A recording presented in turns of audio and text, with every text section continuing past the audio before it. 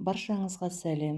Видео творческая студия мобильді қосымшасын дұрыс қолдана білмейтін оқырмандарға арналады.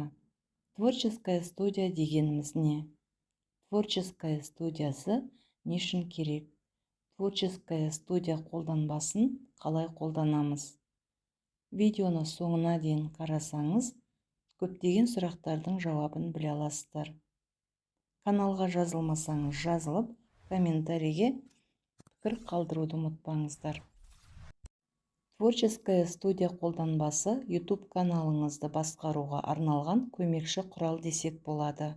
Творческая студия қолданбасы арқылы каналдың даму көрсеткішін бақылап, каналды басқара аласыз. YouTube-тан канал ашқанда қажетті құралдардың бірі осы творческая студиясы. Бұл құралды Google-ға кіріп поискіге «Скачать творческая студия YouTube» деп жазып, «Установить» дегенді бассаңыз, телефоныңызға жүктеледі. Енді бұл құралды қолдана аласыз. Студияға 2 жолмен кіруге болады. Бірі YouTube каналыңыз арқылы, немесе осы творческая студия үстін басып кіре аласыз. Бірінші управление панелі ашылады. Бұл беттен каналдың статистикасын, 28 күнде қанша просмотр, қанша сағат, қанша подписчик, монетизацияға қосылсаңыз, қанша табыс шыққанын және соңғы жүктелген видео мен соңғы жазылған комментарийлерді көре аласыз. Канал статистикасында соңғы 28 күнде болатын өзгерістерді, каналдың даму деңгейін бақылай аласыздар. Төменгі қатарда бірнеше бөлім атаулары көрсетілген. Үстін басу арқылы әр бөлімге кіре аласыздар. Екінші контент бөлімінде каналға жүктелген видео, шортс, трансляция және плейлистқа жинақталған видеоларды көруге болады. Егер авторлық құқықты бұзған болсаңыз, осы контент бөлімінде видео жанында авторские права деп шығады. Бұл той видеолары болғандықтан авторлық құқығы бар музыкалар көп қолданылған. Бұл видеоларға монетизация қосылмайды. Монетизация қосу үшін музыкасын өзгерту керек. Сондықтан видеоға музыка басқанда авторлық құқығы бар әндерді қолданбаңыздар. Арнайы сайттардан рұқсат етілген музыкаларды қолдану керек. Видео жүктеген кезде тақырыбында қате кеткен жерлер болса, видео описаниясын дұрыс толтырмасаңыз, немесе видео бетіне обложкасы қойылмаса, осы студия арқылы дұрыстауға болады. Мысалға, бір видеоны алайық. Кез келген қателікті дұрыстау үшін жоғарыдағы қалам белгісін бассаңыз, «Изменить видео» деп шығады. Видео тақырыбы жазылмаса жазыңыз. Қате кеткен жерлер болса дұрыстаңыз. Описание деген жерге видео мазмұнына қатысты сөздерді жазыңыз. Описанияның ұзақ болуы міндетті емес. Қысқа нұсқа ақпараттар болса жеткілікті. 1-2 видеоның сілтемесін қалдырыңыз. Видео оқырмандарға қызықты болса, сілтемені басып қарауы мүмкін. Хештег белгісімен кілтті сөздерді жазуды ұмытпаңыздар. Келесі доступ деген жерді тексеріңіз. Видеоңызды барлық адам көру үшін открытый доступта тұру керек. Монетизацияға қосылсаңыз, видео жүктегеннен кейін включено дегенді қосуыңыз керек. Әйтпесе, отключено деп тұрады. Келесі аудиторияңызды көрсетіңіз. Видео кімдерге арналған, соны белгілеңіз. Келесі плейлисты бөлімі.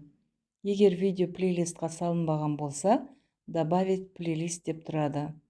Плейлистқа салу үшін плюс белгісін басып, қандай плейлисттағы видеоға сәйкес келеді, сол плейлисті таңдап, готово дегенді бассаңыз, сол плейлистқа сақталады. Бұл жердегі плейлистқа сәйкес келмесе, канал ішінде арнайы плейлист ашып, сонда саласыз. Теги деген жерді де видео мазмұнына сай сөздерді жазып толтырған дұрыс. Видео обложкасын қою үшін қалам белгісін бассаңыз, изменить значок деп шығады. Видео жүктегенде обложка қойылмаса, Мына жердегі 3 кадрдың біреуі бетіне қойылады. Скачать значок дегенді бассаңыз, видео бетінде тұрған обложка галереяда сақталады. Арнайы обложка қоятын болсаңыз, изменить дегенді басып, галереяда дайындап қойған обложкаңызды қоя аласыз. Обложканы қойғаннан кейін ок дегенді басасыз. Соңында сохранить дегенді бассаңыз, барлық жазған ақпараттарыңыз сақталады. Осылай орындаудың екінші тәсілі, видео жанындағы 3 нүктені бассаңыз, осындай қолдану құралдары шығады. Поделиться видео дегенді басып, WhatsApp, Instagram тағы басқа желілер арқылы видеоңызбен бөлісе аласыз. Изменить видео. Бұл құрал арқылы видеоңызды өзгерте аласыз. Воспроизвести видео белгісін бассаңыз, видеоны YouTube-ға кіріп көре аласыз. Сохранить на устройстве дегенді бассаңыз, видео телефонға сақталады. Видеоны жою керек болса, удалить дегенді бассаңыз, ол видео жойылады.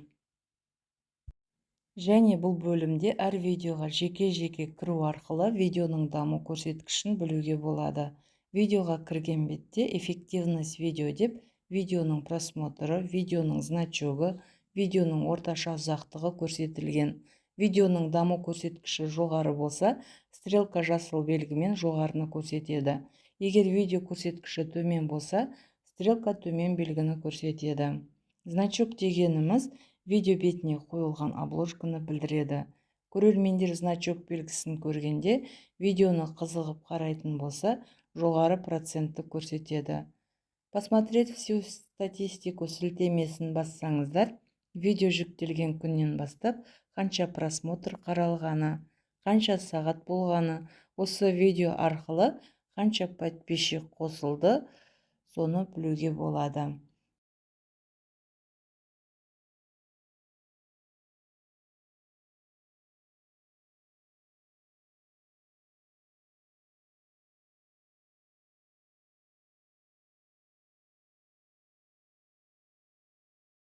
Видео аудиториясында видеоны қай жастағы адамдар қараған, қанша процент, ер адамдар қанша процент, әйел адамдар қанша процент, және кімдер көрген, қандай елдерден қараған, соны көруге болады.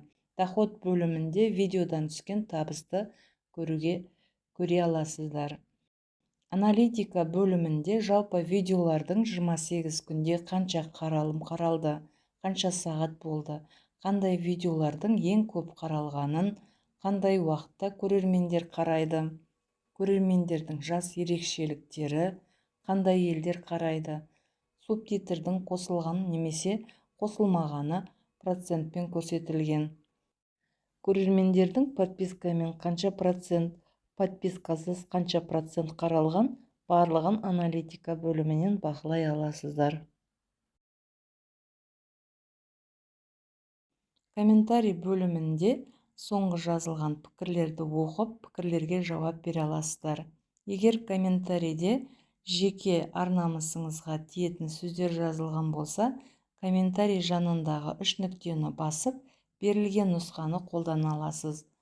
Бұл жұмыстарды канал ішінде де орындауға болады. Монетизация. Бұл бөлімде YouTube ережесі бойынша 1000 подписчик және 4000 сағат жиналғанда, осы бөлімде подать заявку деп шығады. Монетизация қосу үшін осы өтінішті толтырып жібересіз. Каналда монетизация қосу тақырыбына арналған видео бар. Видеода басынан аяғына дейін қалай өтінішті толтырып жіберу жолы көрсетілген. Монетизация қосу оңай. Тек YouTube шарттарына сай болсаңыз, монетизация тез қосылады.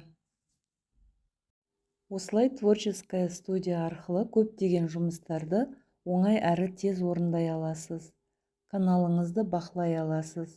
Каналыңыз дамып, монетизация қосатын болсаңыз, осы студия арқылы өтініш бере аласыздар. Видеодан қандай сұрақтың жауабын таба алдыңыздар? Қандай тақырып қызықтырады?